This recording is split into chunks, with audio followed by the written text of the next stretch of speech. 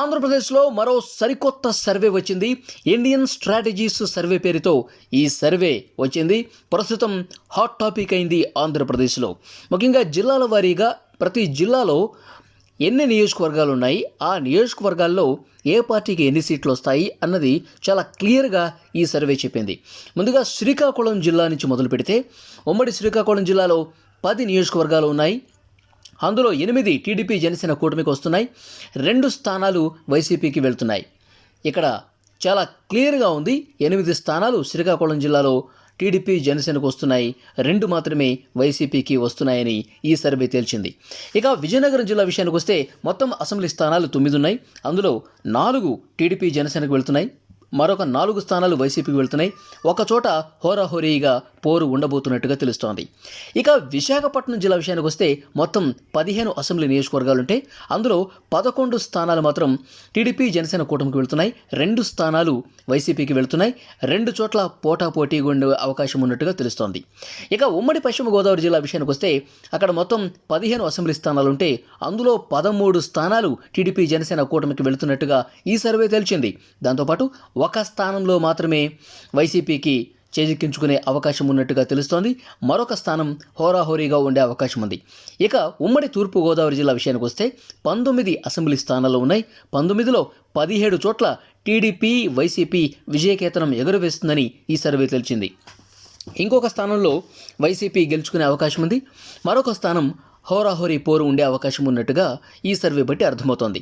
ఇక ఉమ్మడి కృష్ణా జిల్లా విషయానికి వస్తే మొత్తం 16 అసెంబ్లీ నియోజకవర్గాలు ఉన్నాయి. ఈ 16లో 10 స్థానాలు టీడీపీ జనసేన కూటమి దక్కించుకునే అవకాశం ఉంది. 5 స్థానాల్లో మాత్రం వైసీపీ గెలుస్తుంది. ఒక చోట పోటాపోటీగా ఉండే పరిస్థితి ఉన్నట్టుగా ఈ సర్వే బట్టి మనకు అర్థమవుతోంది. ఇక ఉమ్మడి గుంటూరు జిల్లా విషయానికి వస్తే 17 అసెంబ్లీ స్థానాలుంటే 11 చోట్ల టీడీపీ జనసేన కూటమి గెలవబోతోందని, అలాగే వైసీపీ 5 స్థానాల్లో జయకేతనం ఎగురేస్తుందని, ఒక చోట మాత్రం పోటాపోటీ కొంత ఎక్కువగా ఉండే అవకాశం ఉందని ఈ సర్వే తేల్చింది. ఇక ఉమ్మడి ప్రకాశం జిల్లా విషయానికి వస్తే మొత్తం 12 స్థానాలు ఉంటే 8 చోట్ల టీడీపీ జనసేన కూటమి, అలాగే 3 స్థానాల్లో వైసీపీ గెలవబోతున్నాయి. ఇక ఒక స్థానంలో చాలా కీన్ కంటెస్ట్ ఉండబోతున్నట్టుగా తెలుస్తోంది. ఇక ఉమ్మడి నెల్లూరు జిల్లా విషయానికి వస్తే మొత్తం 10 స్థానాలు ఉన్నాయి. 5 చోట్ల టీడీపీ జనసేన గెలవబోతున్నాయి, మరొక 5 చోట్ల వైసీపీ గెలుస్తుంది. ఇక ఉమ్మడి కడప జిల్లా విషయానికి వస్తే మొత్తం అక్కడ 10 అసెంబ్లీ స్థానాలుంటే 4 చోట్ల మాత్రమే టీడీపీ జనసేన గెలవబోతుంది, 5 చోట్ల వైసీపీ గెలుస్తుంది. ఒక చోట మాత్రం పోటాపోటీ వాతావరణం ఉందని ఈ సర్వే బట్టి అర్థమవుతోంది. ఇక ఉమ్మడి కర్నూలు జిల్లా విషయానికి వస్తే మొత్తం అక్కడ 14 స్థానాలు ఉన్నాయి. ఈ 14లో 5 చోట్ల మాత్రమే టీడీపీ జనసేన గెలుస్తుంది, 7 చోట్ల వైసీపీ గెలవబోతోంది, 2 చోట్ల పోటాపోటీ వాతావరణం ఉంటుందని ఈ సర్వే బట్టి అర్థమవుతోంది. ఇక ఉమ్మడి అనంతపురం జిల్లా విషయానికి వస్తే అక్కడ 14 అసెంబ్లీ నియోజకవర్గాలు ఉన్నాయి. 10 చోట్ల మాత్రం టీడీపీ జనసేన గెలవబోతోందని, 3 చోట్ల వైసీపీ గెలవబోతోందని, ఒక చోట హోరాహోరీగా పోరు ఉండబోతున్నట్టుగా అర్థమవుతుంది. ఇక చిత్తూరు జిల్లా విషయానికి వస్తే అక్కడ కూడా 14 అసెంబ్లీ స్థానాలు ఉన్నాయి. ఈ 14లో 5 చోట్ల టీడీపీ జనసేన గెలుస్తుందని, 7 చోట్ల వైసీపీ గెలుస్తుంది, అలాగే 2 చోట్ల హోరాహోరీగా పోరు ఉండబోతున్నట్టుగా ఈ సర్వే బట్టి అర్థమవుతోంది.